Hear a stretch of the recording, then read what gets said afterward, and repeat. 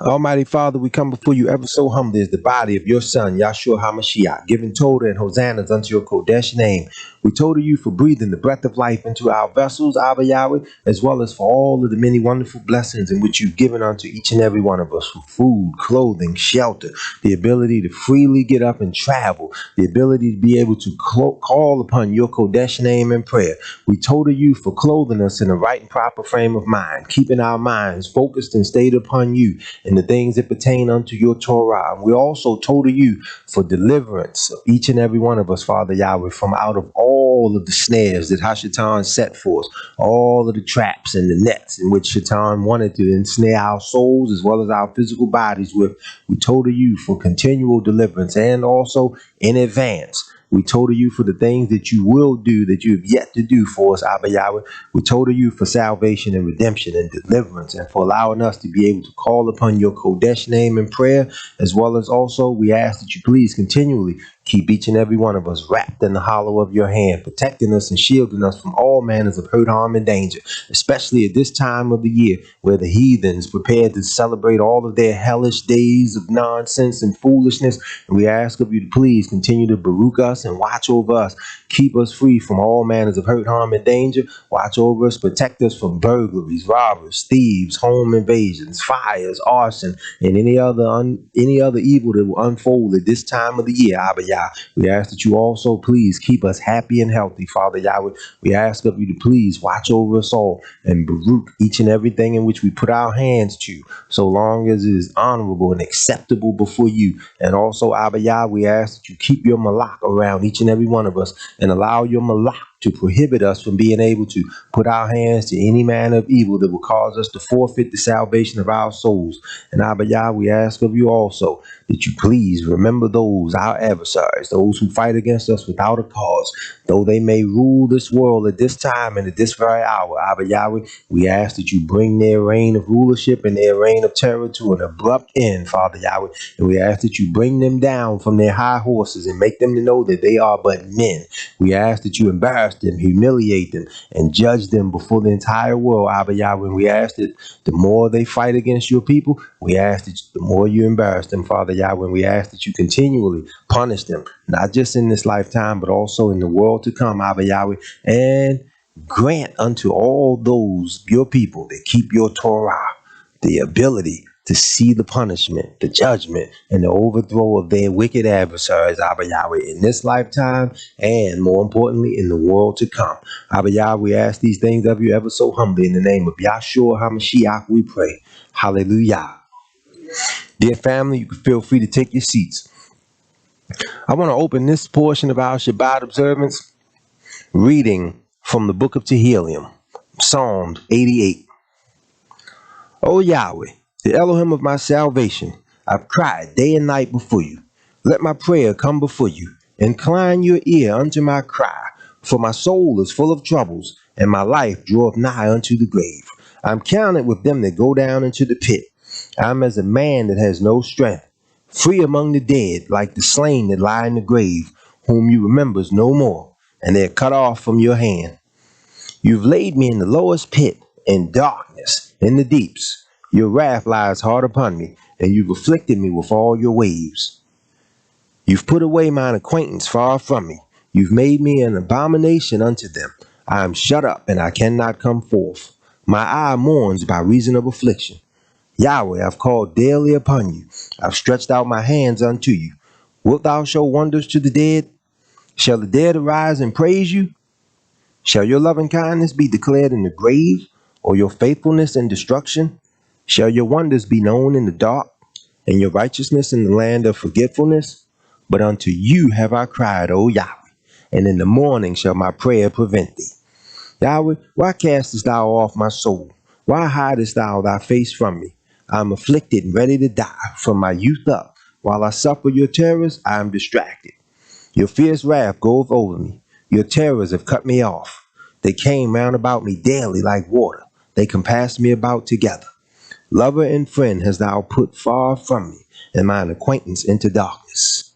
Israel, with all of the pressure that society may place upon you as you strive to serve Almighty Yahweh, and with all of the hardships and the adversities that may come upon you, No matter how you may feel, no matter whether you feel secluded, isolated, left alone, abandoned, or forsaken, know for surety that even in the darkest hours of your life, even at your loneliest point, you have a friend that sticks closer than a brother. You have the greatest friend in the world in the personage of Yahshua HaMashiach and his Father, Almighty Yahweh. So for anybody that's jotting this down, anybody taking notes, tonight's message simply titled 3 words: isolated and secluded.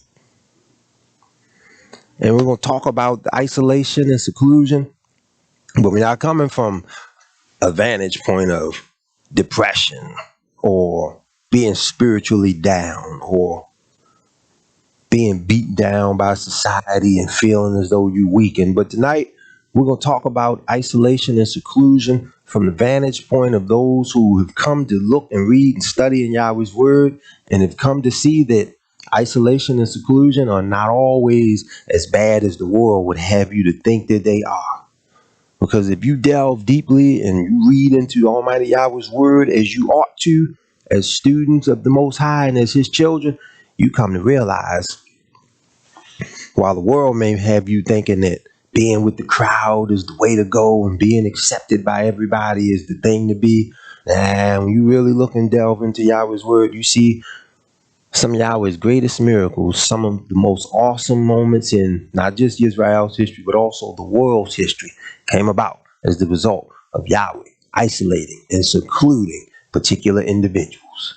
The world that cast you aside, and anybody at this particular time of the year, I'm more than sure you can identify with those words alone, especially those of you who may be newly converting, calling upon the name of Almighty Yahweh, coming to this way of life at the holiday season for the heathens. This Christmas, Thanksgiving, New Year nonsense where you don't celebrate, you don't indulge, you don't participate, but you blackballed, you secluded, everybody pushed you off to the side. But yet at the same time, you go back and you realize what the scripture says concerning the things that was written before our time and how they were written for our learning. You come back and you look and you realize that isolation and seclusion from the world ain't exactly a bad thing.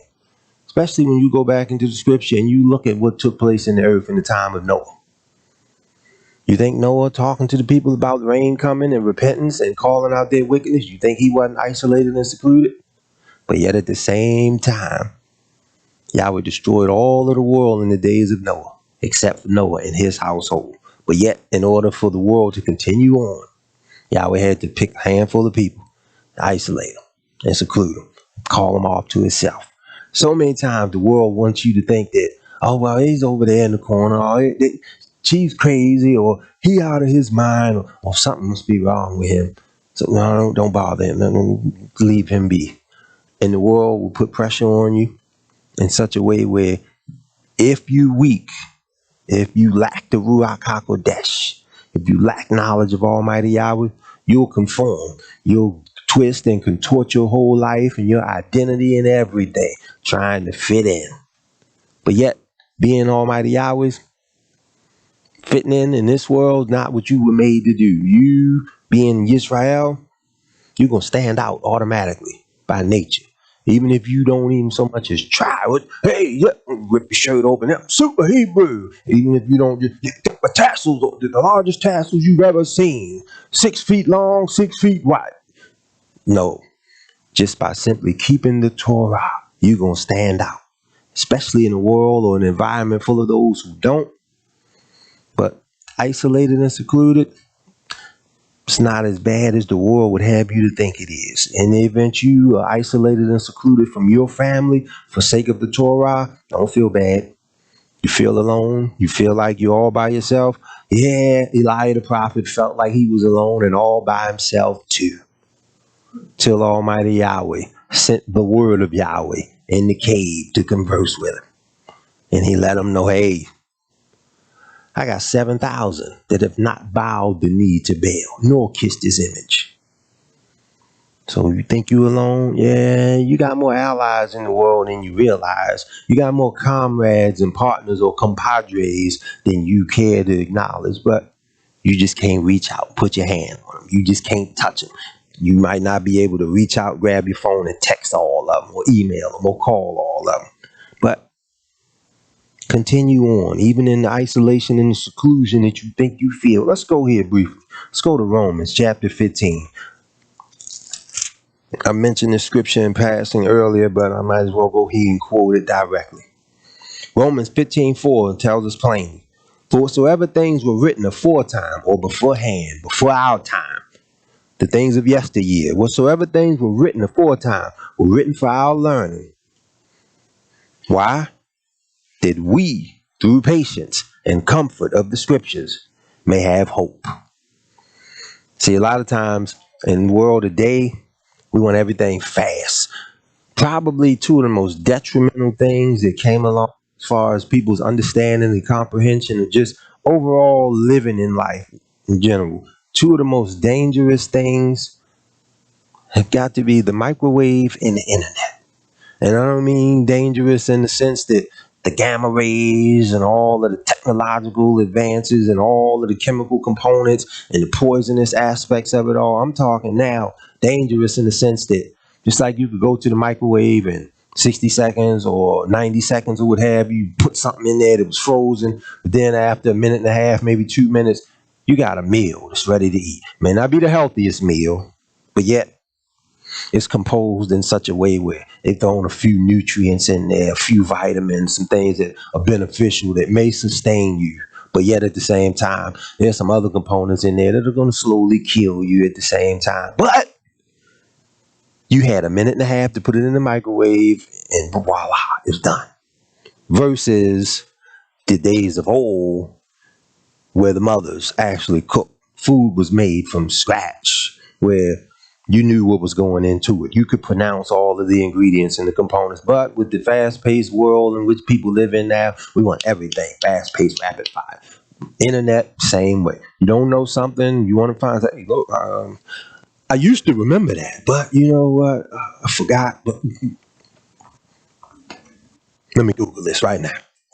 And then ping, the very thing you forgot or couldn't remember, right there, furnished for you. We've gotten to the point where we want everything like that now. And also, another thing got to throw to the list, the DVD player. That also has played a major factor in the way in which we look at the world, particularly our trials, Ema. You know how with the DVD players and the Blu-ray, you watching the movie, okay, all right, I seen this part. Oh, your grandson or grandchild or child that's underage might walk in the room in the movie where it might be a fight scene or it might be a shooting scene or somebody might be using a little vulgarity, but you don't want Isaiah or Naomi to see it. So you fast forward that part. Skip.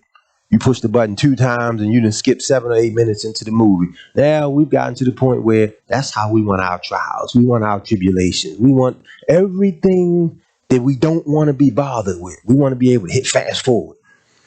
And we want to get to the parts that we like, things that we looking forward to. What? Now we promised the kingdom. No more justice, no more suffering, no more pain, no more wickedness. In fact, the wicked get overthrown. Oh, yeah. Let's fast forward that part. This thing called life, we're going to fast forward that right now. We're going to skip over the mark of the beast. We're going to skip over the battle of Armageddon. We're going to skip over the persecution of the saints. And boom, bam, he get hit that part. This it right here, bam. Wow, we in the kingdom. That's how we want the world to work, though. Even though, just like Emma Jacobia said, it don't work like that. That's how we want it to work, though. No matter how small or how trivial our trial is, or how major and how trying and cumbersome our trial is. Either way, fast forward this, skip this out. Come on out. Speed this up. Bring the kingdom now. No, it doesn't work like that. And being as though our trials don't work like the internet, the microwave, or the Blu-ray or DVD player, we had to bear with some things that we don't particularly care to deal with. And some of those things that we don't particularly care to deal with is the hatred of the world, the betrayal of friends or so-called friends, family members, their rejection of you, them leaving you feeling isolated and secluded. You really think about it, brother. Who really wants to feel that? Who would really volunteer everybody just rise up and just hate me right now? Everybody, all your hatred and animosity, come on, bring it to me. Let me have it. You won't see too many people doing that, but if you would ask people who would want to have everybody like them, who would want to be popular, who would want to be greatly received and welcomed among everybody, you have many more hands in the room go up. But for Israel, such is not going to be the case. Many days you're going to find yourself blackballed, pushed to the outskirts of society, as well as even your own family and inner circles and jobs and all of those different things. But tonight, just as the scripture says here, the things that were written aforetime were written for our learning. We're going to go through some of the things that were written before time so that all of us, myself included, we will all learn some things tonight about how Almighty Yahweh moves and how Almighty Yahweh works through isolation and seclusion. Because more often than not, the world will have you think that, oh man, I got to get over here. I got to be with them. I got to be with the in crowd over here. But Yahweh, on so many instances, Yahweh chose people who were not a part of the in crowd. Yahweh chose people who were pretty much, if you will, kicked out of the circle, put out of the group. You take Father Joseph, for example. His brothers couldn't stand him, despised him because of a gift that Almighty Yahweh gave him. Now, Yahweh gave him all gifts and talents, but there was this one gift in particular that Almighty Yahweh gave to Joseph. So as a result, the brothers flipped out on him, turned on him. One plotted to kill him. Others realized, hey, no, don't do that. No. One in particular, no, don't kill him. But hey, I know a way we can get paid. We can cash out right now. You know what? No, don't kill him. Get him out the hole. Bring him up here. We're going to sell him to the Midianites. We're going to get paid. And we're going to get rid of him at the same time. 2 for 1. But yet at the same time, Joseph was isolated and secluded. But yet his isolation and seclusion from everybody else later on was to the benefit and the greater glory of all of Jacob's family. Because with him being isolated and secluded and thrown to the wolves, if you will, he was later on taken. Almighty Yahweh showed Joseph some things. Sometimes with being isolated and secluded, one thing about being isolated that many people won't take into consideration, being by yourself, and the whole world was forced to realize this during the plague of 2019 in the time frame that followed. Being quarantined and shut down and made to basically go in the house. Being by yourself, especially if you're free from all of the distractions of the world, you cut the TV off, you turn the phone on silent, you throw it on the other side of the room and you walk away from it, and you're free from all of those distractions. Being isolated and secluded will show you exactly who you are.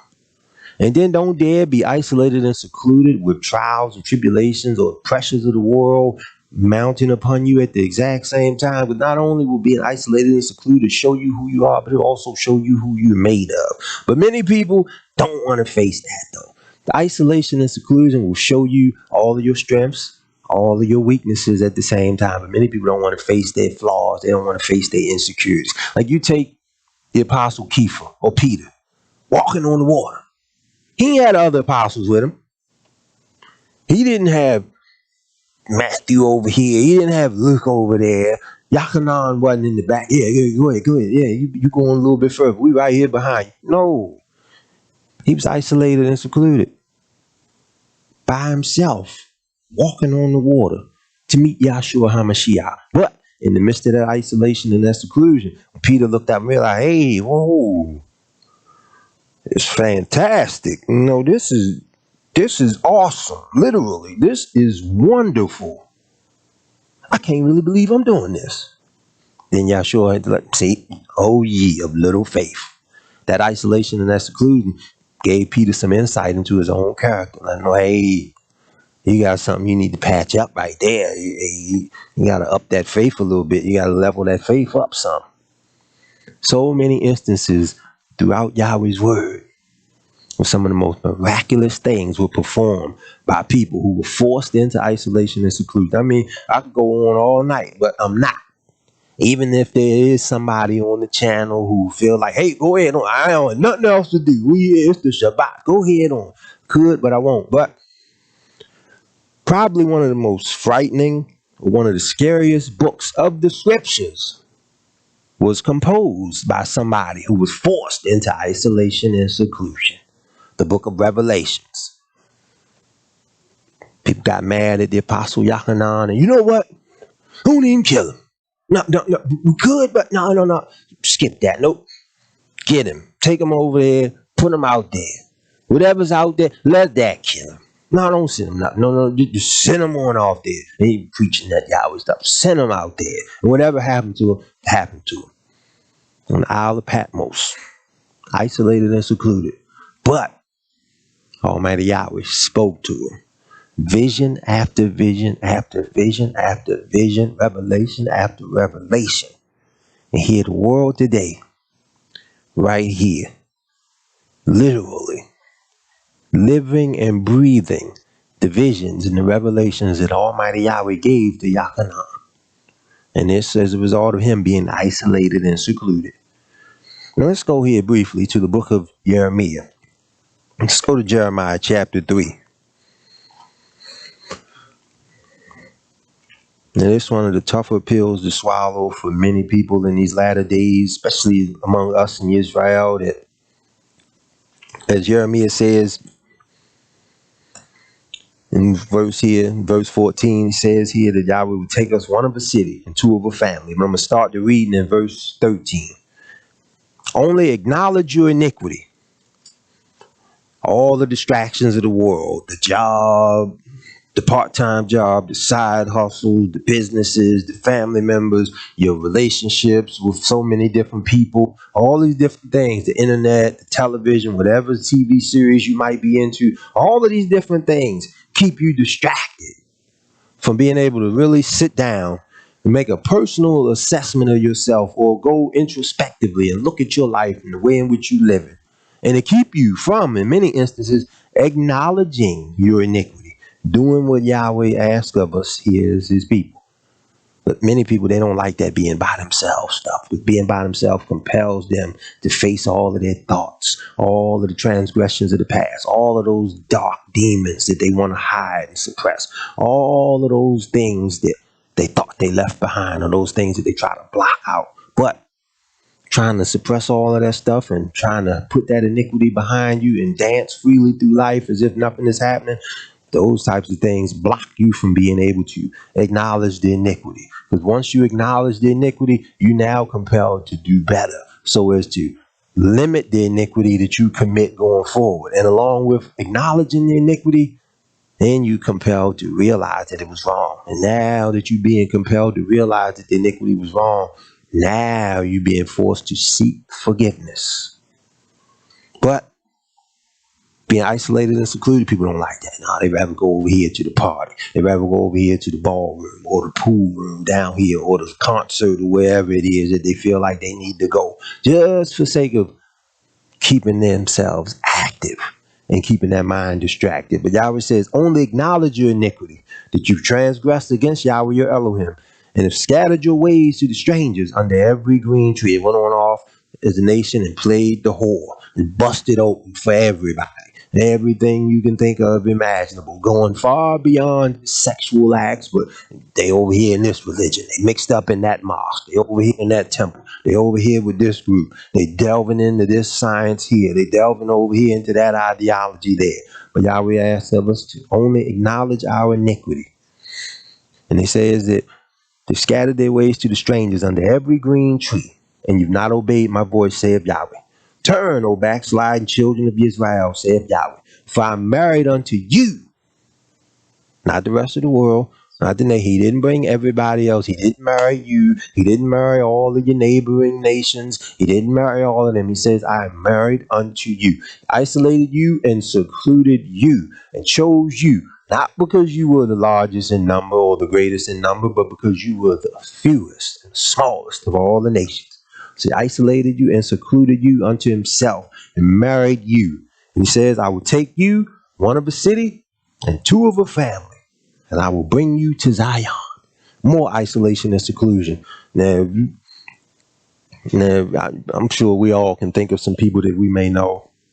Families huge, gigantic, or enormous. Some words, some families so big you got to combine words together. They're so big they're ginormous, to where the mother and father over here, they might have 12 children, but in the midst of those 12 children, each one of those children might have a minimum of 5 to 6 And that 5 to 6 minimum may very well have another 4 to 5 of their own. And they're all living. And this may be 4 or 5 generations in the family. And the matriarch or the patriarch of the family may be under 90 years old. But they got all of this offspring ripping and running around. Now imagine all of that. As big as the family, the biggest family that you know personally, that you can think of. Imagine them, the whole family, all of the cousins, the nephews, the baby mother's brother, sister, daughter, aunt from over on the east side, all of them together. But Yahweh picking just 1 or 2. It's you, come on with me. Yeah, I know I know you come up out of that, but you know what? You different from that. Get over here. Drop all of that right now. Come on over here. I got something much better for you. I got something far better than whatever they could offer you on their best day. Come on over here and bring him with you. But the world would have you miss out on all of that stuff because you want to be accepted. You want to be embraced by everybody. But yet, Almighty Yahweh ain't picking and choosing everybody. Even though all of the world is his, the earth and the fullness thereof, all of it is his. But yet, not picking everybody. Imagine blowing that. Imagine being chosen by Almighty Yahweh.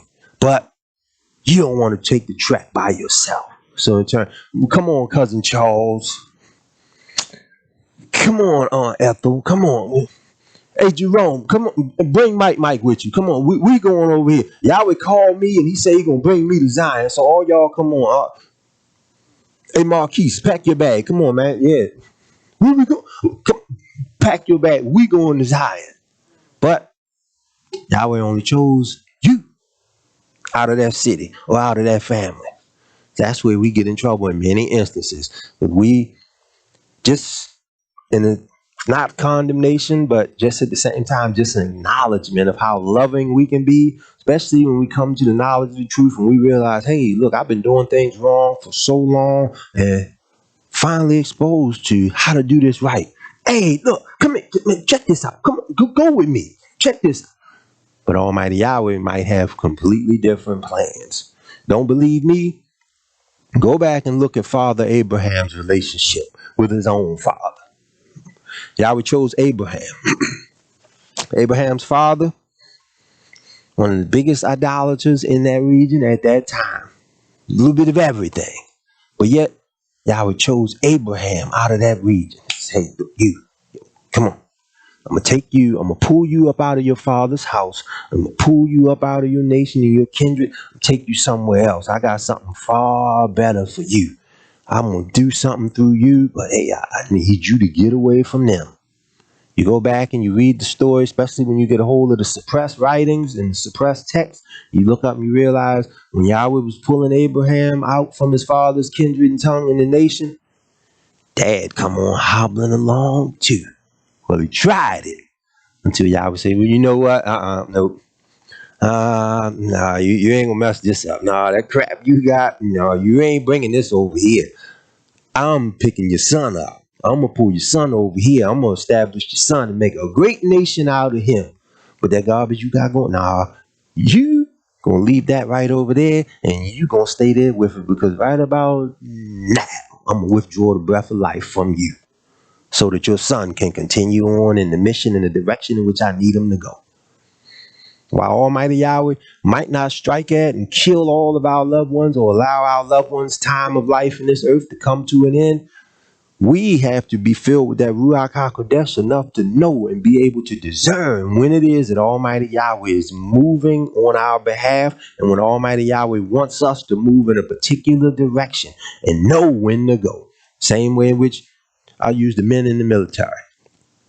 And this ain't excluding the women, but I'm saying more so for the men because prior to recent years, the men, it was always the men who went off and fought the different wars in the different countries. Men in the military, when they get that call that it's time to deploy, they ain't like, oh man, well, hey, look, well, can I bring my girlfriend? You know, me and my fiance, we just got engaged. Can I bring her? Or, you know, well, we just had a baby about a year and a half ago. Can I bring my toddler with me? Or, my grandmother, you know, I want to bring her over there. I know we're fighting in Afghanistan and the deserts and everything, but I can put her in the tent and she can stay right there. No, it don't work like that. When the call is given, those soldiers, they mount up, they go. Same thing with so many other agencies in this world. When it's time to go, they go. And they don't have everybody else in the household with them. Like here in Baltimore City, the agency, the Department of Public Works, they had this subdivision of the water department where they handle all of the wastewater and the sewer and all of those other issues that pertain to the water department. They give them all phones. They give them all company phones. They pay the bill for it and everything. Anytime that they use it to make personal calls or what have you, they charge for that, but they want them to be on call at any given time. So that way, whether it's a sewer main break, water main may burst or what have you in the summer or the winter, they want them on call so that at the snap of a finger, they get them up. They ain't up. All right, baby, I gotta go to work, get the baby. Wake him up too. We gotta go down here. We're going over here to Lockraven Boulevard. Water pipe burst and it's freezing and everything, and we gotta go over there and address that. No, we have to be able to realize when Almighty Yahweh is singling us out for greater purposes in this lifetime, as well as also when Yahweh is singling us out for the greatest purpose of all, which is saving our souls in the next lifetime. But many of us, we realize, oh man, hey, Yahweh giving me something special. I gotta share this with everybody. Everybody coming. Don't be MC Hammer. Don't be the MC Hammer of salvation. Y'all know the story of MC Hammer, the rapper from the late 80s, early 90s, and went broke. Had the record deal and the little music, what have you, the garbage, but yet at the same time ran through $30+ million. Was he trying to bring the whole neighborhood with him? Trying to bring the whole community. He the only one rapping. He the only one cooning and buffooning on the microphone and in front of the camera. But yet the check being cut out to him, but it's being doled out on the behalf of everybody else. And when the money ran out, so did the people. Don't be him. Yahweh giving the chance to you to obtain the salvation. You got family members that don't give a damn about the scriptures, don't care less about the Shabbat, don't care to keep the Torah. At so long of a time, you got to know when to pack it up and keep it moving. And you ain't got to diss them. You ain't got to go around giving physical or psychological middle fingers to everybody, but you got to know when to move according to Almighty Yahweh's call. Let's go on a little bit further here. And we just read in Jeremiah how Yahweh said he would take us one of a city and two of a family. And when you get to looking at how sometimes the Almighty Yahweh will isolate and seclude people for different things, some of the greatest lessons that come in as a result of Almighty Yahweh isolating his servants, sometimes it's a lesson to the messenger or the person going through it. But then also, sometimes when Yahweh takes an individual and isolates them and pulls them off to themselves, and whether he works a mighty miracle through them or he puts a trial or tribulation upon them, sometimes it's also to show up or to embarrass, and it also serves as a teaching moment to others that were around that individual. Like we take Job, for instance, now. This whole thing about the family, it gets pretty close. People have certain family members. Family member could be the worst person in the world. Could be a murderer, rapist, robber, crook, anything else. But that's my cousin. Don't you highlight all that wickedness. That's my man. I love him. Don't you highlight my husband's dirt. Don't you highlight my wife's shortcomings and iniquity. Don't you be speaking on the wrong that my son out there doing. I love him. That's my baby. No. Come the time where when it comes to Almighty Yahweh, let all that stuff go. All of those people, all of those ties and connections, let them go. Especially when Almighty Yahweh is isolating you and secluding you for a particular reason. And let's go here and look at Job.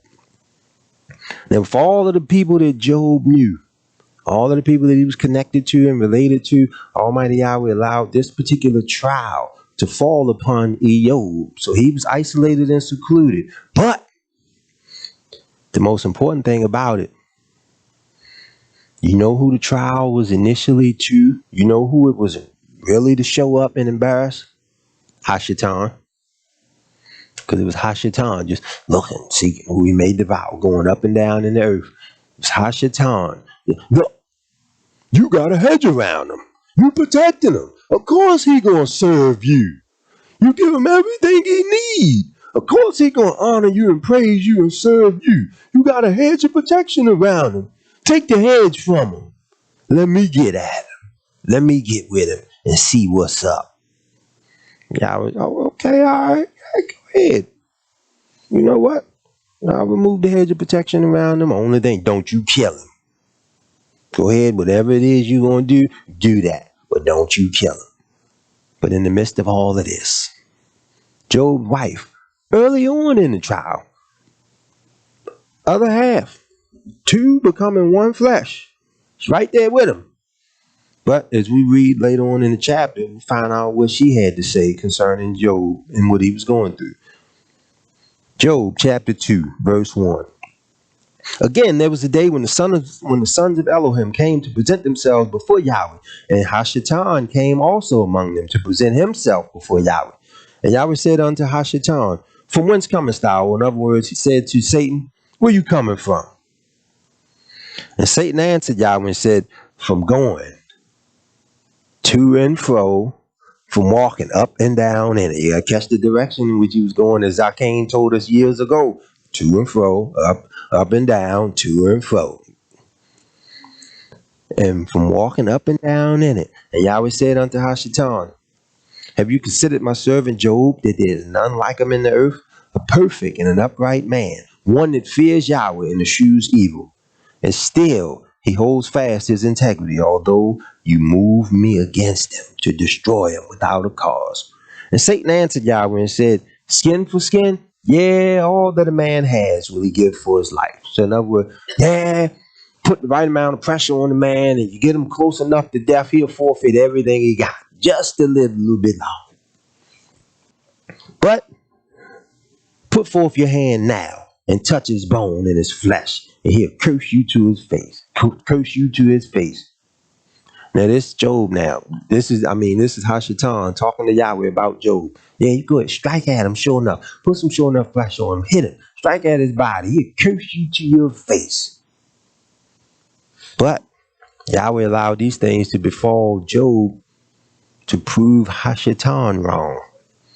Hashatan said, Look, put forth your hand now, touch his bone and his flesh, and he'll curse you to your face. And Yahweh said unto Shaitan, Behold, he's in your hand, but save his life. In other words, all right, cool. If that's what you say he'll do under those circumstances, he's all yours. Just don't kill him. So went Shaitan forth from the presence of Yahweh, and he smote Job with sore boils from the sole of his feet unto his crown. And he took him a potsherd to scrape himself withal, and he sat down among the ashes. Now on this channel, if you want to go back and look in the archives of some of the older messages, right now the date in which the message was taught, it escapes me, but there's a message on this channel about the testament of Job as it relates to your life today. That may not be the title exactly, but there's a message on this channel centering around the testament of Job. When Deacon Reginald talked about it, mentioned it, brought it up. Zakane taught lessons on the testament of Job as well. The adversity and the hardship that Job suffered. Because it wasn't just confined to just the one book of Job, which we could sit down and read in a matter of hours, or depending on how fast we read, inside of an hour. You know, it wasn't just confined to that small window of time, but those trials stretched out a few decades. So you know us, our trials go on a few minutes. We ready to call it quits. We ready to throw up our hands right now. We want Yahweh to come on down on our behalf, slam the kingdom down on the whole earth, and destroy everything wicked right now. And all of that is because they ain't had no overtime on the job this week. Little trivial stuff that'll get us upset and shake us up. Momentary things. But yet, this man enduring suffering, trial, tribulation after trial and tribulation for decades. The loss of wealth, the loss of material possessions, the loss of children, loved ones, all of these things. Even his wife. And he still maintained his faith and his integrity. But then said his wife unto him, Doest thou still retain your integrity? In other words, you still holding on to your faith in Yahweh? You still believing? Curse Yahweh and die. See, now she's the one that lays side by side with the man, day in and day out. And as soon as the pressures hit, she's sitting there looking at her. You still holding on to your integrity. You still believe it. Ain't nothing get better for you yet. In fact, things are getting worse for you, but yet you still holding on. You done lost wealth, you done lost your status, you done lost your standing in society, you done lost your children, but yet you still holding on to y'all. Man, won't you go ahead just curse it and get it over with? See, now, in the midst of all of this isolation and this being secluded, even though Job was surrounded by people, antagonizers, loved ones, and everybody, Hashatan and Almighty Yahweh looking on. Hashatan determined he gonna make Job curse Yahweh to his face with all of the pressure that he placing upon him. Almighty Yahweh, knowing Job's heart, determined he gonna show Shaitan, no, you ain't got enough pressure to make this one bend or fold. And we, as Almighty Yahweh's people, we had to pray for that same level of strength, that same level of fortitude, because Hashatan, he back at it. Not that he ever left, not that he ever stopped, but in these latter days, he's still coming with more and more pressure, and he's revving up the pressure each and every day, turning up the flames more and more as the end of his rule of this earth draws to a close. He's revving up the ante. And we're going to need Almighty Yahweh's help. We're going to need the strength of Job to be able to stand in the day of adversity, so as to be able to stand and not fold under whatsoever the pressure is, even if it comes down to our lives. But Almighty Yahweh, in the midst of all of this, he allowed all of Job's kin, all of his family, all of his friends, even those that may have hated him, he allowed all of them to see Job's level of endurance and his belief in Almighty Yahweh through his trials. He even showed Job and everybody else around the weakness or the lack of concern from Job's wife. And he even showed Hashatan that he wasn't as mighty and as powerful as he thought he was, with all of the trials and the tribulations that he placed upon Job. So not every instance is isolation and seclusion a bad thing, and in not every instance is it always because the person being isolated and secluded has done something wrong. But sometimes Yahweh might single you out. He might single me out as a teaching tool or a tool of instruction for somebody else, so that somebody else's faith can be increased or enhanced. Let's move on a little bit further. Let's go backwards. Let's go to the book of Genesis. Let's go here to Genesis chapter 32. See here how Father Jacob getting ready to meet or reconnect and reconcile with his brother Esau after having obtained the birthright, after having had to leave his mother and father's house because his brother was pissed off, angry, wanting to kill him. Having had some time away from his brother, but yet at the same time, in the midst of preparing a caravan to go off and send gifts to Esau, at the same time, Jacob still concerned for his own safety, but yet at the same time, in the midst of sending his convoy and splitting up his whole caravan into two caravans and sending them forward to meet his brother Esau, he's sending them forward, but he stayed back, separate from everybody else. But it was at that time he went to sleep one night. Almighty Yahweh came to him in the form of a man and wrestled with him to the breaking of the day, because he separated them, took them off. And in the midst of the wrestling was so intense. This being isolated and secluded highlighted Jacob's strength.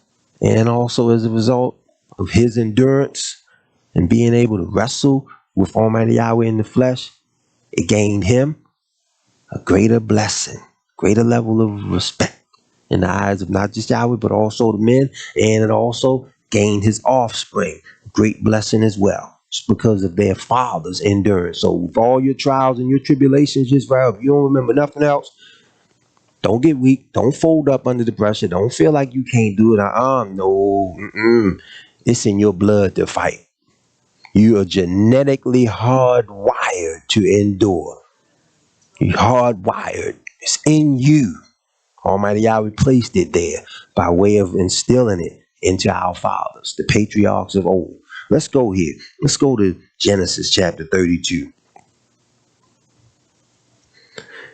And he rose up that night and took his 2 wives, he being Jacob. He rose up that night, took his 2 wives and his 2 women servants and his 11 sons, and he passed over the ford Jabbok.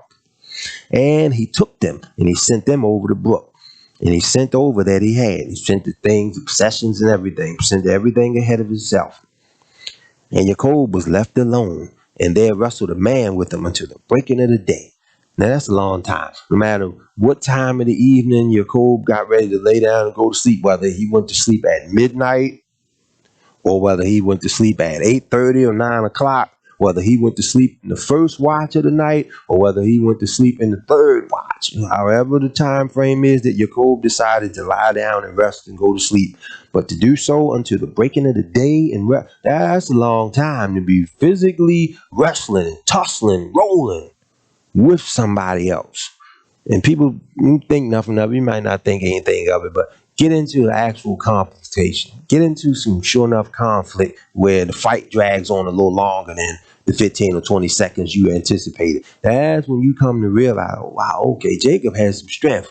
Get into a fight, or you don't even have to get into a real live fight. You get the chance to go to a gym somewhere if you got the time, just to do it, just to see what it feels like to be engaged in physical conflict for a prolonged period of time. Just go to your local gym. If you can't sign up, get them to put the gloves and everything on you. Or if you don't box or you don't want to box, go and wrestle. Go to your local gymnasium, high school or what have you, and just actually engage in that realm of combat and tell them to time it. Tell them to give you 3 minutes. See how you feel at the end of the 3 minutes, especially if you ain't physically inclined to defend yourself in that particular arena. And then come back and let us know how exactly you felt after those 3 minutes. And then after that, imagine those 3 minutes that you may have felt tired and you just wanted that person to get up off of you and lay off of the attack. And take that and turn that into the whole night. This is what Jacob went through, wrestling with this angel to the breaking of the day. And we look at different boxing matches and fights and things of that nature in this time. We see in this era where a fight might drag out 10, 11, 12 rounds. And you're like, oh man, wow, okay, they warriors. And imagine that being multiplied by 10 to 12. It's going on all night long. This is what Jacob did. And Jacob was left alone, and there wrestled a man with him until the breaking of the day. And when he saw that he prevailed not against him, he touched the hollow of his thigh, and the hollow of Jacob's thigh was out of joint. And that's a serious move. That's what you call a submission hold right there. Touched his thigh a certain way, pulled it out of joint to where it took the fight out of him.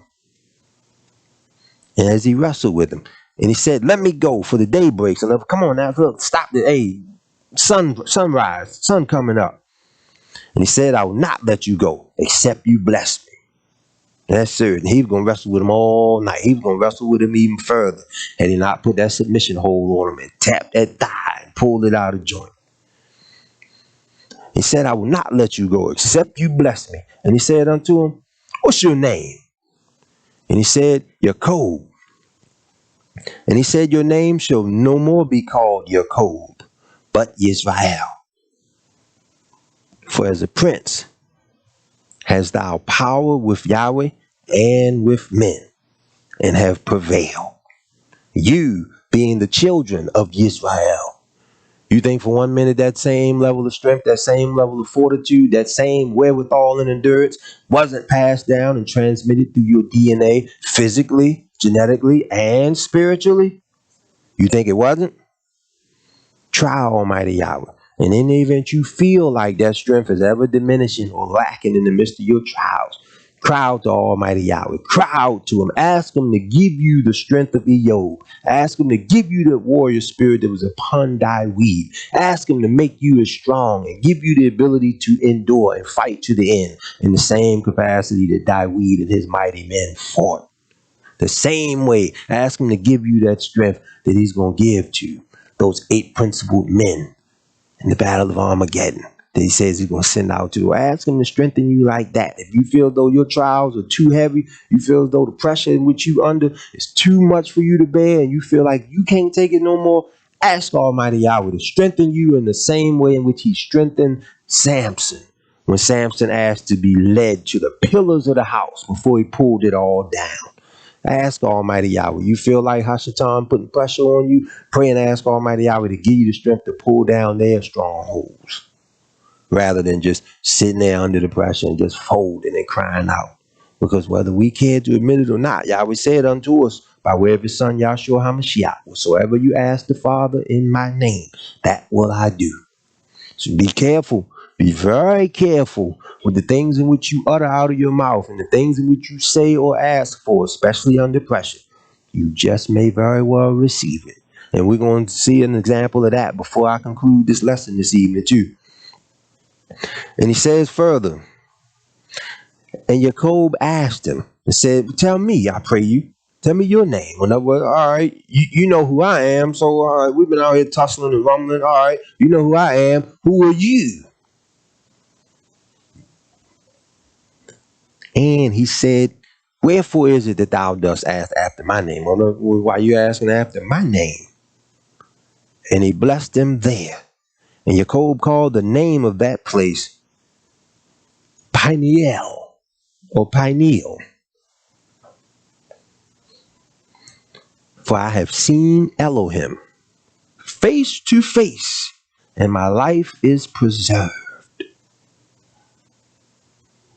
See, now can you imagine had this taken place while Jacob was around with so many other people, while everybody else was there to see it? Can you imagine how things would have happened?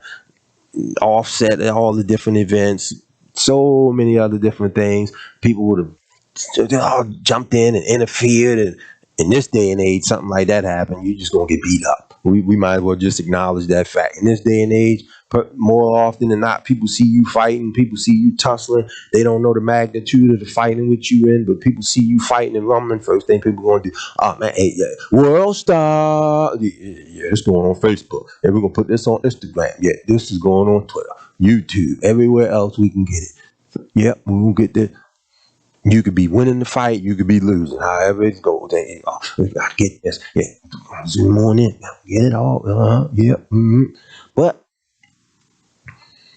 it was in the midst of Jacob being isolated and secluded that he wrestled with that angel. Almighty Yahweh came to him, wrestled with him to the breaking of the day. And as a result of Jacob's integrity and his continual endurance, Yahweh blessed him, changed his name. And with the name change also came a change in the Ruach upon the man who bore the new name. Let's go on to another chapter in Genesis. I mentioned Noah earlier. We're going to go ahead and we're going to read up about how Almighty Yahweh had Noah isolated and secluded as well. Whole world going crazy at this point in time. Everybody, all of mankind flipping out at this point in time to the point where it repented Yahweh that he made man. Can you imagine that? You make something so great, something so awesome, but yet the thing in which you made, it begins to deviate and it goes completely contrary to the purpose and intents in which you made it, to where you just begin, man, I wish I wouldn't even did that. This is what the world was doing in the days of Noah. This is what was happening. Everything imaginable, everything that man could conceive and think of in his mind, he was carrying it out. He was achieving it at this point in time. And it angered Yahweh. Let's go on here to the book of Genesis. Back with some. Let's go chapter 6. And it came to pass when men began to multiply on the face of the earth, and daughters were born unto them, that the sons of Elohim saw the daughters of men, that they were fair. And it don't mean light skin, it don't mean white. But this fair means they're beautiful, they were attractive, they were nice to look at, or as they would say in the world today, excellent eye candy. And they took them wives of all which they chose. And Yahweh said, my Ruach shall not always strive with man, for that he is also flesh, yet his days shall be 120 years. There were giants in the earth in those days, and also after that, when the sons of Elohim came unto the daughters of men, and they bare children to them, the same became mighty men, which were of old, men of renown. And Yahweh saw that the wickedness of man was great in the earth, and that every imagination of the thoughts of his heart was only evil continually. Imagine that, just sheer wickedness, no good at all. Everything that's rolling and ripping and running through the minds of man at that point in time, all evil, just continuous. And it repented Yahweh that he had made man on the earth, and it grieved him at his heart. And Yahweh said, I'll destroy man whom I created from the face of the earth, both man and beast, and the creeping thing, and the fowls of the air, for it repented me that I made it. But Noah found her seed in the eyes of Yahweh, that one, secluded from everybody else just running off into all sorts of wickedness and all sorts of abomination and everything else detestable before Almighty Yahweh. But this one, Yahweh said, you know what? I'm going to destroy all of that. I'm going to destroy it all. I'm going to wipe it all out. But him. And these are the generations of Noah. For Noah was a just man and perfect in his generations. And Noah walked with Yahweh. And Noah begat 3 sons, Shem, Ham, and Japheth. And the earth was also corrupt before Yahweh. And the earth was filled with violence. And Yahweh looked upon the earth, and behold, it was corrupt. All flesh had corrupted his way upon the earth. And can you imagine what Noah had to deal with? The whole world just completely operating under nothing but wickedness, but yet you walking with Yahweh. Rest of the world just walking according to their own ways. See, this isolation and seclusion ain't so bad after all. The world will have you to think otherwise, though, because you outside of their circle, but to hell with their circle. Yahweh got a circle that he's going to put all of the world in. And you don't want parts of that circle. But the heat and the fire and the intensity with which that circle or that lake burns, there's not a fire department or a fire extinguisher in the world strong enough to douse this flame. And Yahweh said unto Noah, the end of all flesh is come before me, for the earth is filled with violence through them, and behold, I will destroy them which along with the earth. Make you an ark of gopher wood. Room shall you make in the ark, and shall pitch it within and without with pitch. And this is the fashion which you shall make of it. And then he goes into it and he breaks down the dimensions in which the ark was to be constructed, how the length, the width, everything. He breaks all of that down. And he goes on further and he says, and behold, in this 17th verse, he says, and behold, I, even I, do bring a flood of waters upon the earth to destroy all flesh, wherein is the breath of life. And from under the Hashemayim, and everything that is in the earth shall die. But with you will I establish my covenant. Now, he didn't say, all right, now I'm going to establish my covenant with you, Tyrone, Maman, Mukmuk, Jamal, Khalida, Leon, Dante, Jasmine, Maisha. I'm going to establish this covenant with all of y'all and pretty much whoever y'all cool with, and I'm going to establish that covenant with y'all. No, he told Noah. He says, but with you will I establish my covenant, and you shall come into the ark, and your sons, and your wife, and your sons' wives with you. And can you imagine had they been, hey man, look, yeah, all right, oh wow, okay, Noah, you finished the ark? Cool. But let me go over here. Let me get my wife's cousins and her drunk uncle, and well, let's go over here, and we gotta get Jamal and Maman, and Maman's got a boyfriend, so we gotta bring him too, because you know they all cool, and we gotta get all of them. You know, we can't just have just the 8 of y'all going in there. No, we gotta share this. No, but that's what we want to do today with some of the things that Almighty Yahweh has baruched us with, some of the gifts and the talents that Almighty Yahweh has baruched his people, Israel, with as a people. That's where we get sidetracked. Some of the things that are for Almighty Yahweh's people that are given to us, sometimes we mess up in the sense that we want to dole those same things out to the world. We want to dole those things off to people that could care less about Almighty Yahweh. And it's Hashatan at the ignition switch. It's Hashatan in the driving seat, driving behind it all. You know, and I'll show you a clear-cut example of this. We all have people that we may know, people that we may have been relatives, friends, close associates that we may know. We may have certain degrees of affinity for them or what have you, but we know, okay, you live a certain way, so in turn, I can only go with you or associate with you, but so far. But there's a line in the sand.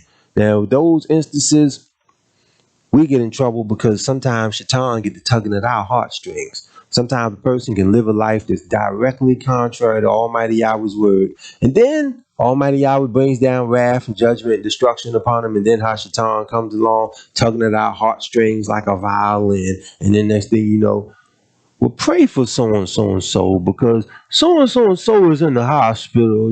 So and so been an alcoholic for 63 years, but he's only 49, but he done drank that much. He ain't 50 yet, but he done drank enough alcohol to tear up his whole lifespan plus another decade and some change of somebody else's lifespan. And it's all he do, just drink, just tear his body up, just drink. Then as soon as he get in the car crash, pray for so and so and so. Or somebody else may live a life that's completely contrary to Almighty Yahweh's word. They off, they round robbing and stealing and breaking in. But then suddenly somebody sees them coming and decide, well, you know what? I'm not being stolen from. I'm not being taken advantage of. You ain't breaking in my house. Pow, pow, pow. Now, person in the hospital. Well, pray for so and so and so. He got shot. Well, how he got shot? What was he doing at the time that the bullets hit him? What was going on? Well, I don't know all that, but he being rushed to the emergency room right now. Pray for him. But they won't ask none of the church going relatives. They won't ask none of the mosque going relatives. They won't ask the atheist homosexual cousin that smokes crack and weed together. They won't ask them to offer up no prayer or send any positive energy or vibrations into the universe. None of that. They won't go to none of them, though. Shaitan, that's one of them Yahwehs. They were pretty cool 22 years ago. Run to him. Get him to pray. Ask him to pray. He going to the temple. Yeah, you know, they always made fun of him every time he go to church on Saturday, but he's going to the temple today. He's going to keep Shabbat. Get him to ask. Get him to send up a prayer. Yeah, sure. It's definitely going to be effective. So the next thing you know, going off, we loving kindness, we trying to exercise it. But this person that the prayer is being made for give no care at all, does not give a damn at all about the Torah, Yahweh, or anybody that keeps the Torah, nothing, care nothing about anything but themselves and the wickedness in which they engaged in. But now that it appears that the wickedness get ready to come to a close, pray for someone, so and so. Yahweh, heal them. Please, help them. Restore them. Pick them up out the bed. Let them live. Let him come on back healthier than what he was before. Even though he wasn't doing nothing worthwhile, but just send his life. Show some mercy to him. Let him live a little bit longer. Have mercy on him. Please save him. Revive him. And then if Yahweh revive them, they go back to the same nonsense. They got them slammed in the hospital bed or confined to the jail cell, or they going off and they hurt somebody else or bring some kind of detrimental evil to a completely innocent party because of the prayer of intercession that was made on the behalf of the wicked. It's how we get in trouble sometimes, because Yahweh give us a gift or a talent or an ability. He isolates us and secludes us. Even sometimes when you're in a room full of people or you're in a room full of family members and relatives, sometimes just the particular gifts and talents and abilities that Yahweh bestows upon you, they isolate you all alone, even while you're in a room full of people. But we want to share those same gifts and abilities with somebody else. But the one thing about it, that which Yahweh barooks us with is just right. We can't treat these things like credit cards and just, hey, you know what? This particular institution gave me a line of credit for $150,000, and I'm going to add him as an authorized user. I'm going to add her as an authorized user. I don't even know you, but hey, look, I'm going to put you down here as well. I'm going to add you as an authorized user. And, man, that's your friend? I don't know him either, but we can put them down as authorized users as well. No, don't work like that. Find yourself in serious trouble. Scripture tells you plainly. Lay hands hastily on no man. Be not partaker of another man's sin. Sometimes your well-intentioned prayer could very well anger Almighty Yahweh, because the person that Almighty Yahweh has slated for judgment, slated for destruction, poured his wrath upon, person getting ready to get what's due to him. But then here you come along. Yahweh, have mercy on him. Yahweh, please don't kill him. Don't kill him. No. Let him live. But how many people has he killed? How many people has he impacted the lives of? How many people has he stopped from being able to live? How many people have this person misled or led astray over here? How much harm has this person caused others? But now that the harm comes to them and you just happen to know them and you got a small affinity for them. No. But here, in this isolation and seclusion, Almighty Yahweh told Noah, but with you will I establish my covenant, and you shall come into the ark, you and your sons and your wife and your sons' wives with you. You think they didn't have other family members? You think they didn't have other relatives that they may have wanted to see saved? You think that was a joyful sight to sit back and for them to just see all of Yahweh's creation drown and wash away? You think that was just something to just, hey, yeah, wow, all right, yeah, look at Uncle June, so slowly, yeah, he drowned, all that water in his lungs. Oh man, he went under. Yeah. You think that thing didn't hurt? But yet at the same time, in the midst of the pain, in the midst of whatever suffering it was, all of that was overruled by Almighty Yahweh's deliverance, by just simply being able to total Yah for the salvation and the redemption of not being given to such a fate as the rest of the world at that time.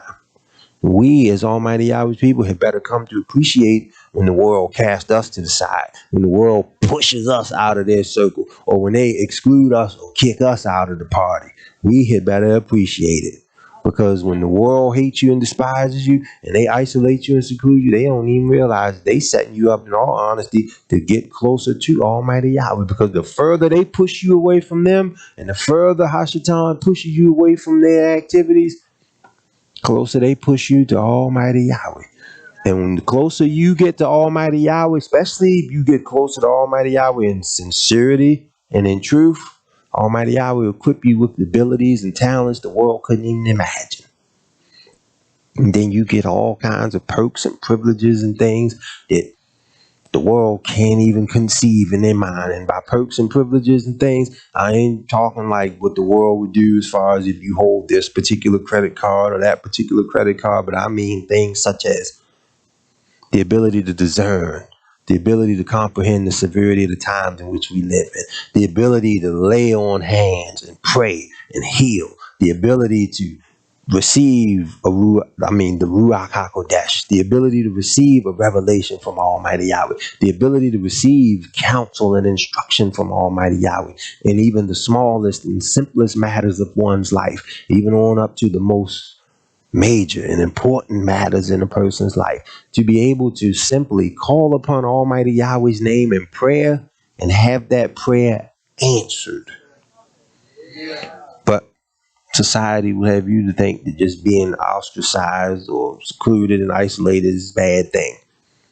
I remember years ago being in high school, my last year of high school, the brothers gave me the blues, so-called homeboys and buddies gave me the blues because of this one class that I had. My last year took up journalism. So in turn, everybody, oh man, that nigga in there with all them girls, this nigga can type. What? The type of stuff that it went on. Oh man, you see this nigga handwriting though, but man, he in there on the yearbook staff, man.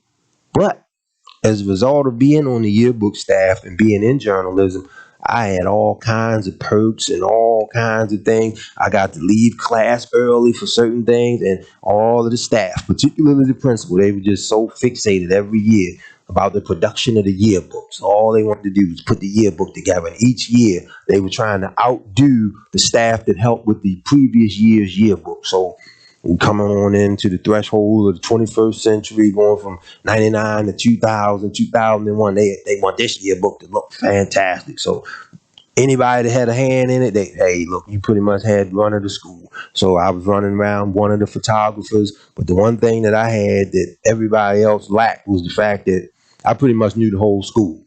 So people who were constructing the yearbook, when they would take pictures of different people, the athletes, the scholars, or what have you, those that were cooking and all those different things, when they couldn't identify these children, or when there was people that was missing and they had no photos of them, I was the one they would go to. Go get him.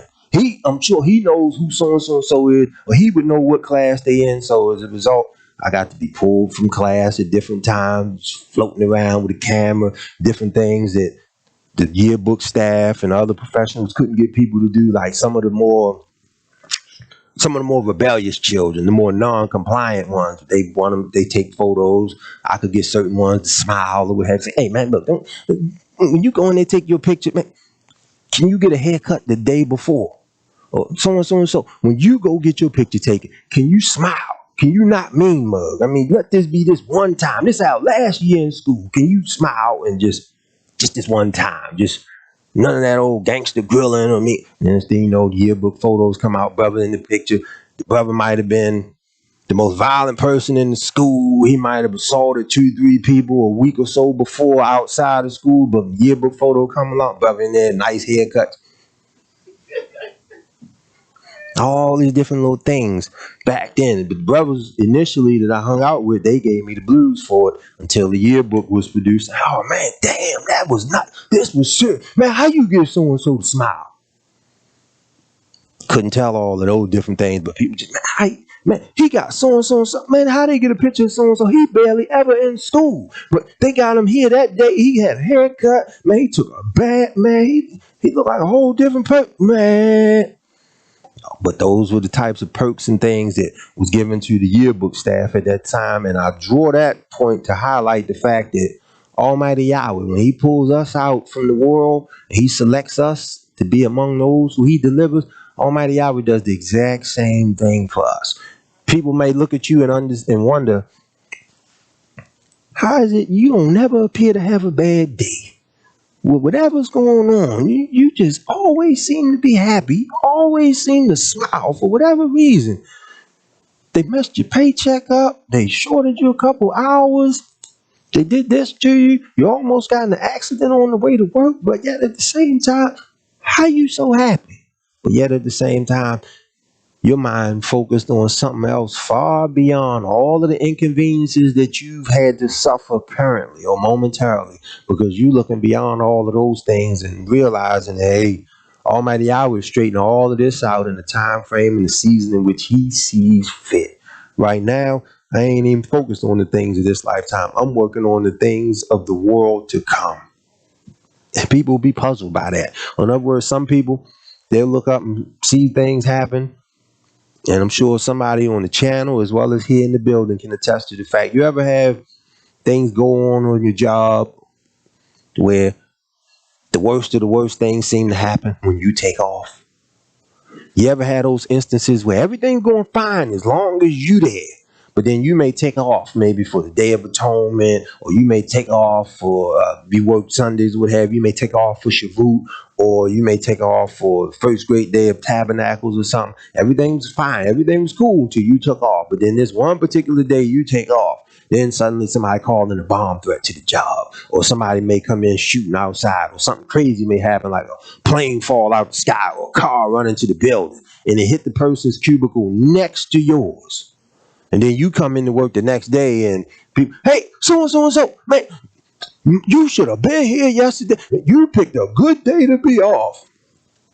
I did it one time years ago when my niece Nia was younger, and I think Nia may have been 2 years old, maybe 3, and I just wanted to take Nia out one day, just wanted to just hang out with Nia, so to speak. So took Nia downtown Baltimore to Inner Harbor, a little place called Port Discovery, children's museum, so to speak. And I just wanted to just hang out with Nia and just watch her rip and run around, just have fun with all of the displays and things that they had in there. So this particular day, I just took off randomly.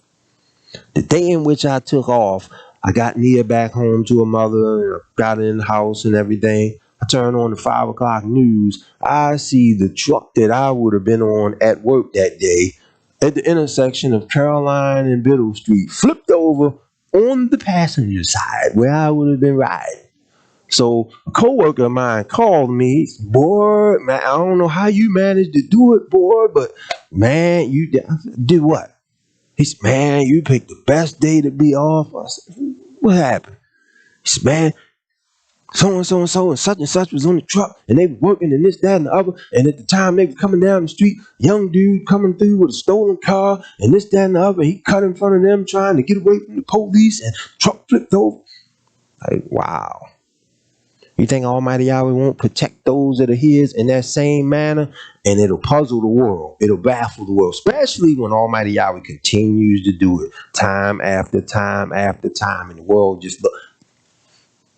Man, how you always, man, the day the building blew up, you was home.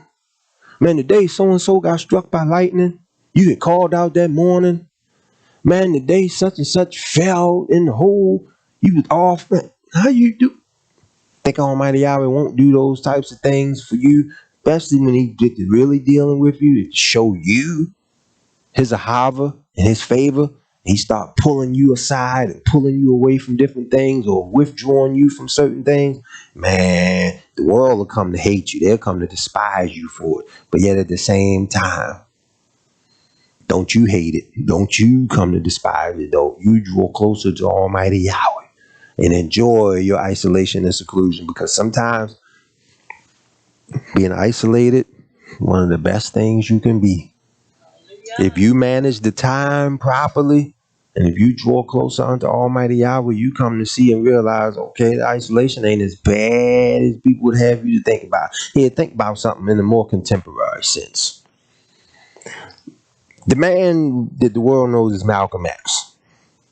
Hoodlum, criminal, thief, drug dealer, hustler, whatever it was that he was, before the white folks caught up with him and got tired of him and say, hey, buddy boy, we're going to sit you down for a little bit. We're going to lock you up for a little bit. Now, all of that pulled him away from his buddies, snatched him away from his cohorts and all of his underworld friends and what have you, sat him down for a little bit of time, isolated him. Everything that he knew, all of his running partners, snatched him away from all of that, sat him down. Imagine what he would have been had he never went to jail. Imagine what he would have been had he never got locked up. And then in the midst of being isolated from everybody else and incarcerated, just think about this also. Now, he isolated and secluded, but yet he's doing something positive and formative. Think about how many others were there with him at the same time he was incarcerated, the same jail, walking the same tier and everything. They did nothing with their time. They did nothing positive with the time. But yet, just think about the impact in which he had on the world. And just imagine, had he lived, being isolated and secluded from the Nation of Islam in the last years of his life, being kicked out of an organization in which he helped build. In the last days of his life, they really threw him to the wolves, isolated him, secluded him, wouldn't speak to him, family members and everybody, left him alone. But just imagine in his isolation and seclusion, what he would have become had he not been murdered, but yet allowed to function freely apart from the Nation of Islam, scratching at the truth as close as he was to calling out the names of the Council on Foreign Relations, and also looking and searching deeper and deeper into the Torah, coming into the knowledge of his Hebrew identity, wanting to change his name and everything prior to being isolated, but being instructed by a Muslim with a Hebrew name that he himself didn't need a Hebrew name because it wouldn't look right, a Muslim with a Hebrew name. Imagine that. But yeah, let's go on a little bit. Let's leave the book of Genesis. Let's go into Ezekiel. Because in the midst of this isolation and seclusion, no matter how many people we know, no matter how many relationships we come to forge, the one thing that we had to realize at the end of the day, no matter how many people we know, no matter how many people we related to, when it comes to stand before Almighty Yahweh's throne and it's come time for us to give an account of what we did, we only being judged for what we did. If we obtain salvation, it's because of what we did. I ain't going into Yahweh's kingdom on the strength and the merit of what Zakein Dawid did. I ain't gonna be able to ride his coat. Well, that's my father, Yahweh. He's in there. Hey man, come on, man. Let me in, man. You know, yeah, I took that honey bun from that Korean store back in 1994, but you know, I had the money to pay for it, but I just felt like them people was in our neighborhood robbing us. So yeah, I took that honey bun, but Yahweh overlooked that on the strength of Zakein Dawid. That's my father. Let me in. No, gotta give an account for that which I've done. I'll be saved based upon Almighty Yahweh being favored or showing favor to me based upon what I've done. The book of Ezekiel says the same thing unto us. Says here in Ezekiel chapter 14, verse 14, though these three men, Noah, Daniel, and Job, were in it, they should deliver but their own souls by their righteousness, saith Yahweh. Jump on down into the 16th verse. Yahweh reiterates the same point. Says, though these three men were in it, as I live, saith Yahweh, they shall deliver neither sons nor daughters. They only shall be delivered, but the land shall be desolate. Here we go. No matter how many people you know, no matter how many people you shake hands with, high five, slap it up, you hug and embrace and lock arms with, at the end of the day, when it comes down to judgment, Yahweh gonna pull you out away from all of them. Your networks, your organizations, your groups, your cliques, your fraternities, your sororities, all of that, whatever you're a part of. On Judgment Day, I will snatch you away from all of that, and you being brought before his throne to give an account. The same way in which the heathens do you with the jury duty summons and things like that. Everybody you know, they send that summons in the mail. It ain't to your whole household. It ain't to your husband. It ain't to your wife. It ain't to your parents or your children. They send that jury duty summons in the mail. So and so and so. Yeah, we want you down here at this courthouse on such and such a day, such and such a time to appear on our jury. They want you there, and they want you in compliance. But in the event you one of the hard knots or you one of the rebels that just, nah, you know, I ain't even going for it. Nope.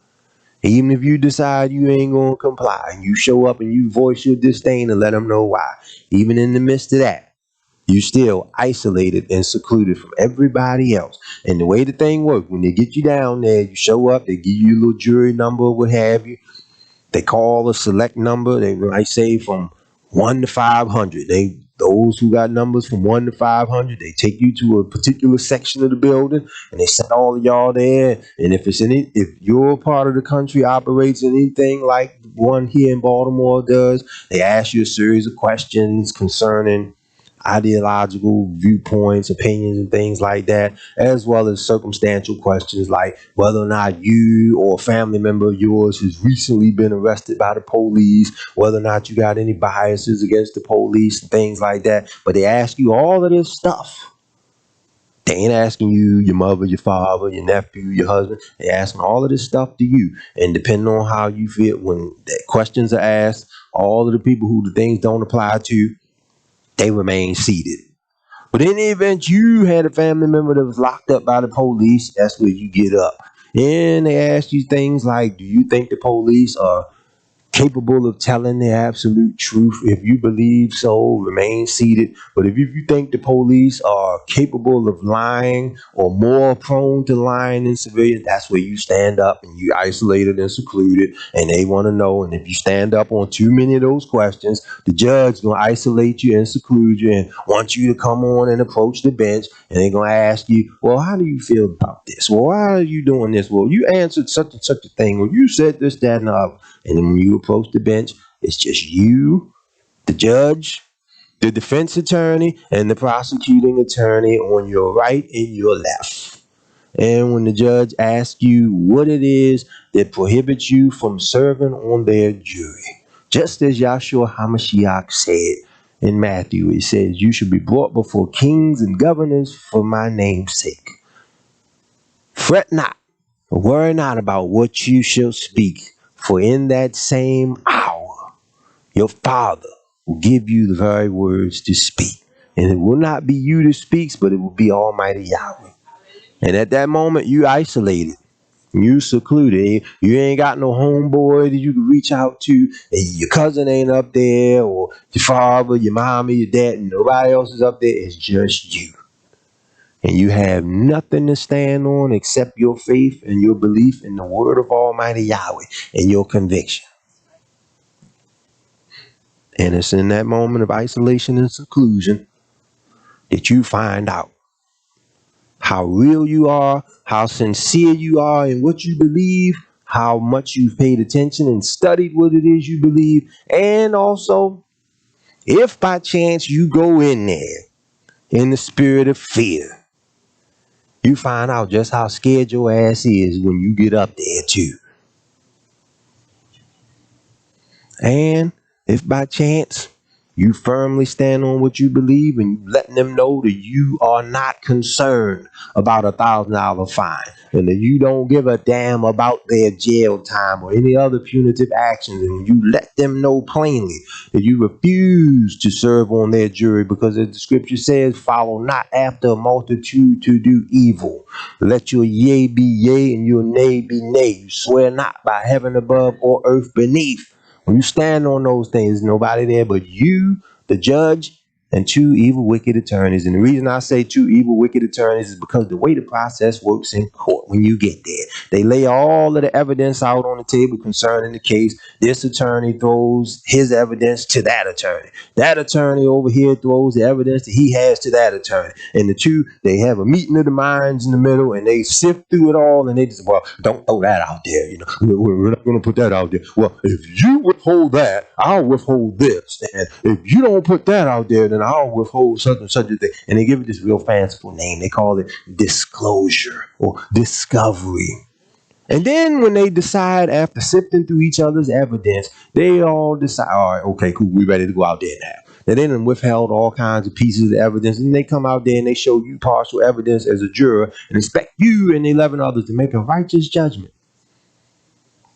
And wonder why you don't want to participate in that wickedness. And then you wonder why you don't want to follow after the multitude of the other 11 to do evil, rendering or trying to render a righteous judgment under unrighteous circumstances in an unrighteous system. But they're going to isolate you. They're going to get you by yourself. They're going to put the pressure on you. They're going to try you. They're going to try to scare the daylights out of you. And you better be equipped to stand. We go on in here through the scripture. We see plenty of instances in Yahweh's word where those that were Yahweh's, Yahweh pull them off to the side.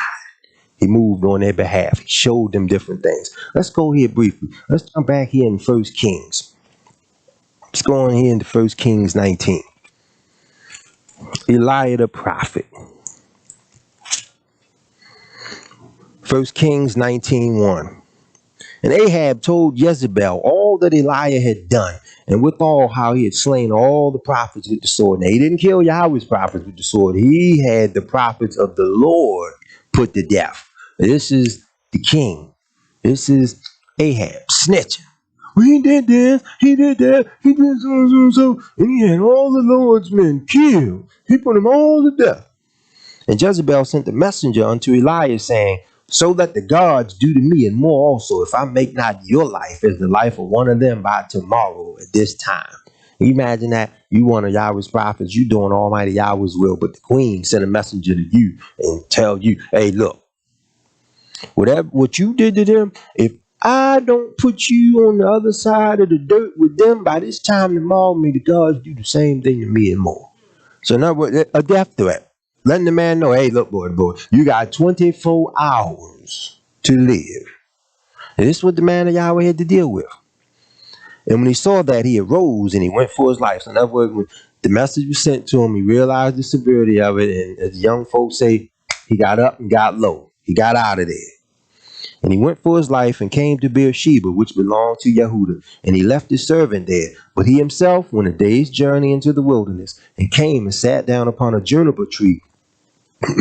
This where talked about it earlier, where it said, be careful what you say and what you ask for and request under the conditions of your persecution and being put under pressure. This is why I would say, be careful when your trials and tribulations hit. What you ask for, just may receive it, just may be given it. Now Elijah here, he gone a day's journey into the wilderness, comes, sits down under the juniper tree, and he requested for himself that he might die. And he said, it's enough now, O Yahweh, take away my life, for I'm not better than my fathers. And can you even imagine, had he not uttered those words? Now just imagine, this is how Shaitan works. Shaitan will do this to you in your own circumstances. He'll do this to you in your own trials and tribulations. You could be so close to deliverance. You could be so close to the end of your trial. Shaitan will put the pressure on you so heavily, so vehemently, it make you give up, lose faith right then and there. But yet you were so close to deliverance. But you were so close to the judgment of your adversary. Just imagine had Elijah not requested to die, and Yahweh kept him around to be able to go and see Yahoo emerge and become the king and come through the town and ride up on the eunuchs and ask, hey, who's on my side? Throw that woman down. You imagine the level of vindication, how happy Elijah would have been had he been alive to actually see the very woman that brought so much havoc, so much hell and chaos to Israel. Can you imagine how vindicated he would have felt had he seen the very woman who threatened his life have hers brought to an end before the nation? But he requested that he die. And as he lay and he slept under the juniper tree, behold, then an angel touched him and said unto him, arise and eat. Hey, come on, get up. Got a mission for you. Come on, you gotta go. You need your strength. And he looked, and behold, there was a cake baking on the coals, and a cruse of water at his head. And he did eat, and he drank, and he laid him down again. And the angel of Yahweh came again the second time and touched him and said, arise and eat, because the journey is too great for you. That's some serious pressure. This is a spiritual condition here. And the man's life is in jeopardy. He got so much pressure on him. You ever have one of those trials, tribulations where, or several of them at the same time, where it just zap your strength, to where you just, out of the blue, you just fatigued for no reason at all. You had adequate rest the night before. You ain't having any, you're not eating anything excessive. You ain't overdoing it with a bunch of junk food or a bunch of fast food, but you properly eating according to the Torah. You're getting the proper rest, but yet the conditions and the pressure of what you're under so heavy that you just, moments notice, you just find yourself asleep or just find yourself tired. That's a spiritual condition. Shaitan will do that to you in a heartbeat as well. Put so much pressure on you to where you just feel like, oh man, I need to rest. Just deplete your energy. This is what Elijah was going through. The queen put a hit out on the man, if you will. Made the man public enemy number one. So the man running, scouting for his life. He isolated and secluded now. They looking for him from nation to nation, pressing up on all of the world's leaders at that time. You hiding them? You ain't got him here, do you? Or you got him here. What's up? Where is he? Combing the earth looking for him. Can't find him. But yet, the angel of Yahweh came again the second time and touched him and said, arise and eat, because your journey is too great for you. So, hey, look, you get up, put some food on your stomach. You got a distance to go, man. You're going to need all your strength for this. And he arose and he did eat and he drank. And he went in the strength of that meat 40 days and 40 nights unto Horeb, the mount of Yahweh.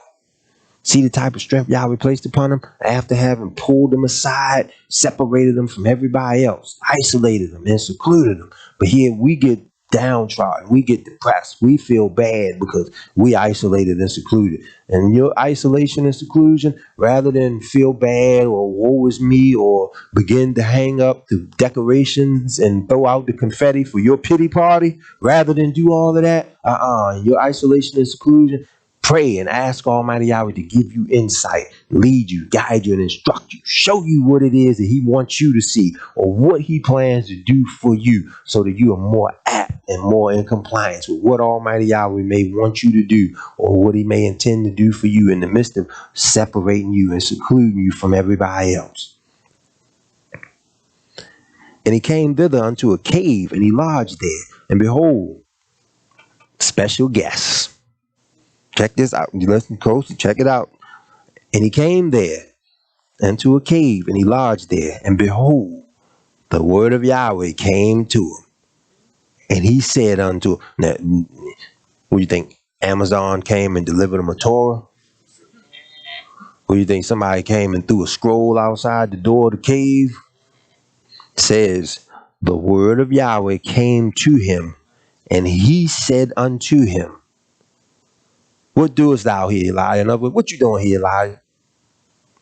And he said, I've been very jealous for Yahweh, the Elohim of hosts, the Elohim of Sabaoth. I've been very jealous for the children of Israel have forsaken your covenant and thrown down your altars and slain your prophets with the sword. And I, even I only, am left.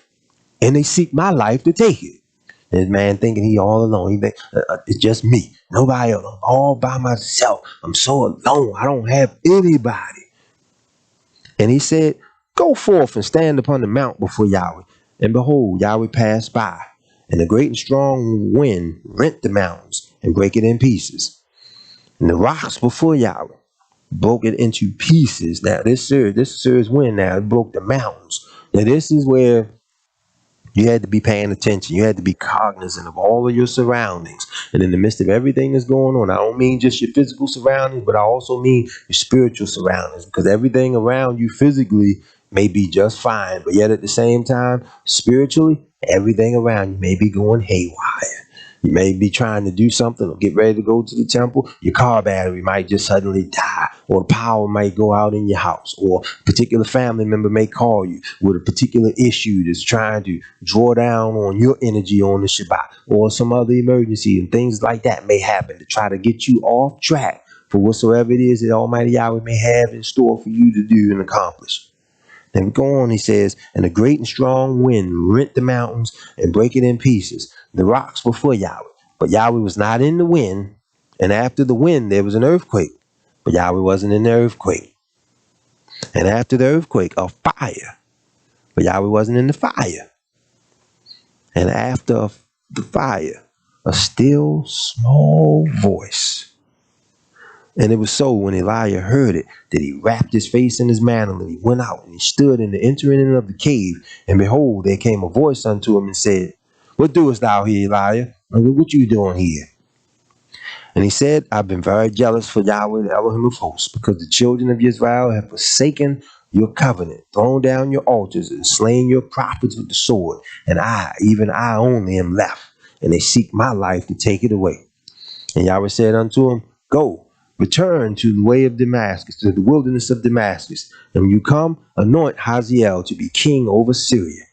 And Yahu, the son of Nimshi, shall you anoint to be king over Israel. And Elisha, the son of Shaphat, of Abel Meholah, shall you anoint to be prophet in your stead. So all of that, Yahweh did all of that to get the man's attention. Pulled him off beside Jezebel on his heels, chasing him, threatened to kill the man. Angel of Yahweh woke him up. Hey, go, come on, fed him, had the victuals for him, gave him everything that he needed to sustain him on the journey, gave him some serious food. Now, that was what you call angels' food. They got this little nonsense in the world today, the angels' food, cake. No, this was angels' food here. It sustained this man and gave him the strength to go 40 days and 40 nights in the strength of what he ate. Then Almighty Yahweh spoke to him in the cave and let him know, sent the word to talk to him, and sent them out to rally up the troops, if you will. You know, remember them old John Wayne movies and John Wayne shows where somebody got the bugle, charge, and then all of the soldiers come in on their horses or what have you, and they save whosoever it was in distress. Yahweh sent Elijah out, told him who to go get, who to go and anoint, and what to do, and even sent them out to anoint his own replacement, because the time of his death was approaching, and that which he had requested earlier in the chapter was getting ready to be granted unto him. But Yahweh was getting ready to pull it and bring it to him, but yet he wasn't going to leave that space void either. So I'm going off. Anoint Hazael, anoint Yahu, and anoint Elisha in your place. And it shall come to pass that him that escapes the sword of Hazael shall Yahu slay, and him that escapes from the sword of Yahu shall Elisha slay. Yet I have left unto me 7,000 in Israel, all knees which have not bowed unto Baal, and every mouth which has not kissed him. Here Elijah was thinking he was all alone. He was thinking he was all by himself. It's just me, only me. Everybody else done turned against you, Yahweh. They done killed all the prophets, everybody. And it's just me, and they looking to kill me. Yahweh let them know, no, such is not the case. I got others just like you, all throughout Israel, 7,000 of them. None of them bowed the knee to Baal, nor kissed his image.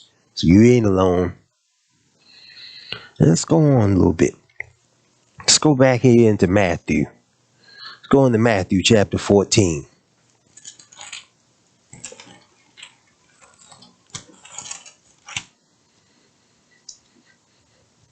Let's go to Matthew 14, verse 22. Now these events, then get ready to read about, these unfold after Yahshua HaMashiach stretches the food, feeds 5,000 with a few loaves of fish. With a few loaves of bread and a few fish. But Yahshua stretches the food here and feeds 5,000. Now these events take place after that.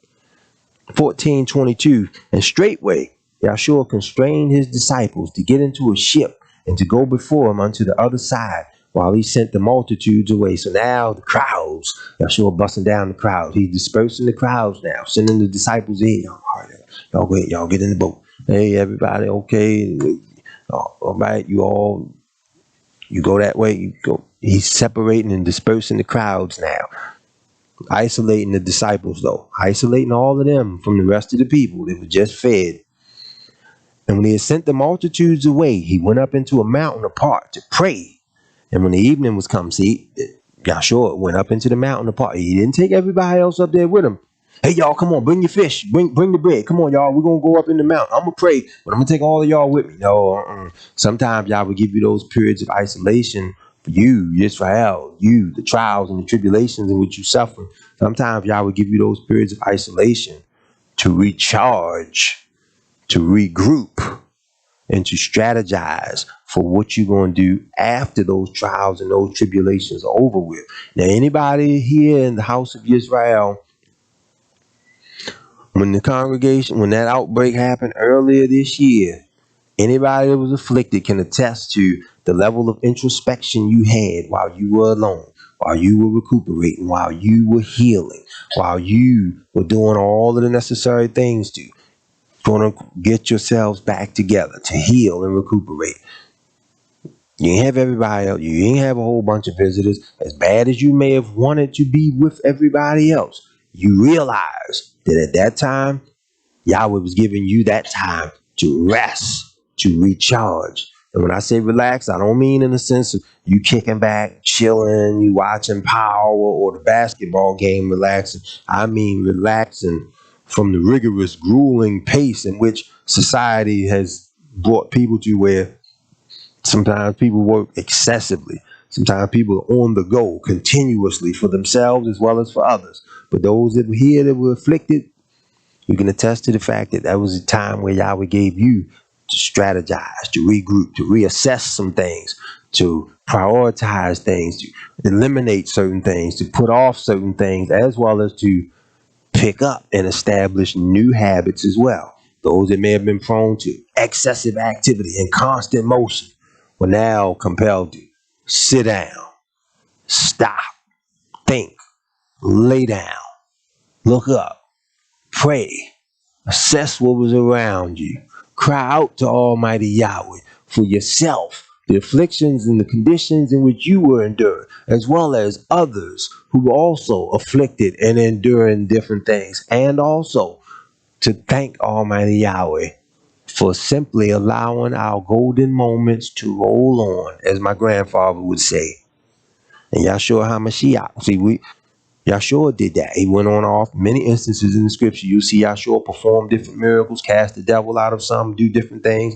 Then he will go on off and pray by himself. He ain't going off with 12,000 with him or 9,000 with him. No, he was going off by himself.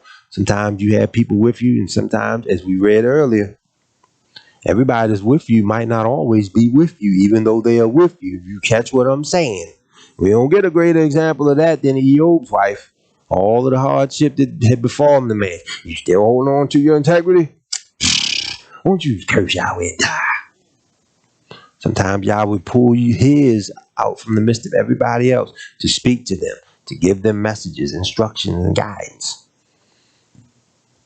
And when the evening was come, he was there alone. But the ship was now in the midst of the sea, tossed with waves, for the wind was contrary. And in the fourth watch of the night, and it's almost daylight. It's that fourth watch of the night. It's that time frame between 2 a.m. and sunrise, or 3 a.m. and sunrise. In the fourth watch of the night, Yahshua went unto them, walking on the sea. And when the disciples saw him walking on the sea, they were troubled. It's a spirit. And they cried out for fear. And they scared now. They see Yahshua walking on the water. So, oh, no. It's apparition. No, it ain't really him. No. We seeing things. I don't know what it is, but hey, it's coming in this direction. Hold on, y'all. Hey, that ain't him. No, that ain't him. I don't know what it is, but it's coming over here. But straightway Yahshua spoke unto them, saying, Be of good cheer. It is I. Be not afraid. Whenever, hey, y'all, relax. It's me. You ain't gotta be worried. Yahshua. What y'all worried about? Like, calm down. And Peter answered him, said, Master, if it be you, bid me to come unto you on the water. Now, all right, Yahshua, if it is you, let me walk over to you on the water. If it's you, call me to come forth unto you on the water. And he said, Come. And I'm, all right, okay, cool. Yeah, prove to you that I am who I am. Come on, walk on the water. Get over here. And when Peter was come down out of the ship, he walked on the water to go to Yahshua. Keep in mind now, the multitude's been dispersed. The multitude's been sent away. So everybody that was there to partake in the miracles with the loaves and the fishes, they long gone now. They gone. They ain't even on the land now. They on the ship at sea, isolated and secluded. Yahweh working through Yahshua HaMashiach to show them the awesome majesty of Almighty Yahweh's power, and how Yahweh's power is limitless, and how it's not limited or confined to the natural laws of the universe that Almighty Yahweh set forth and established for you and I. But when he saw the wind, now Peter walking, now he left the boat. He was the one, all right, if it's you, bid me to come to you and walk on the water. So now Yahshua took him, hey, look, all right, come on, you don't believe me? Cool, get down out the boat, come on, walk to me. But when he saw the wind, it was boisterous, he was afraid, and he then, beginning to sink, he cried, Master, save me. And just that fast, he was doing it. He's walking on the water. Couldn't believe he did it. Now, today's terminology, they would say he's being a smart aleck. If it's you, bid me to walk on the water. Today, they would call him being smart. But Yahshua granted him what he asked for. So, all right, cool. You don't believe me? Cool. Okay, cool. Come on, get down. Walk on the water. Come on over here and see me then. Then, upon doing it, the conditions change. See, that's how we operate in many instances. We can believe in Yahweh. We know the word. We can quote the scriptures. Everything is fine. We awesome. We have all sorts of faith and belief in Almighty Yahweh. As long as everything is cool. As long as everything is fine. As long as the waters don't get boisterous. As long as them waves don't start to emerge underneath us as we walk. As long as the wind don't whip up around us. Then suddenly when the conditions change and suddenly everything's not so peaceful, but it's more adverse, then suddenly, in the midst of being isolated and secluded, that's when we come to face our strengths as well as our weaknesses, just like the Apostle Kepha. He was doing it, walking on the water. But then when the wind kicked up and the waves began to move about, then suddenly, next thing you know, he in the water, crying out to be saved. And immediately, Yahshua stretched forth his hand. See, people today, they see something like that. Oh, man, hey, look, he was on the water. Damn, look, he on the water, yo. Check him out, yo. There was a man walking on the water, yo. Oh, yo, he drowned. Oh, man, zoom in on that. Yeah. Oh, man, it's another one walking over there with him. Oh, he going over there. Oh, man, he gonna get him. Oh, wow. All right, cut the phone off. Now, he'd have been there drowning people in the world. You know how the world operates today. No matter what tragedy or unfortunate event taking place, if people around, that's the first reaction. People could see a car crash. Bam, pow, get it on film. Never mind going to the car to check, see if anybody's okay. People could see a fight. A woman could be getting beat up by 12 men. People pull the phones out and record it. Nobody will rush to the sister's rescue or anything.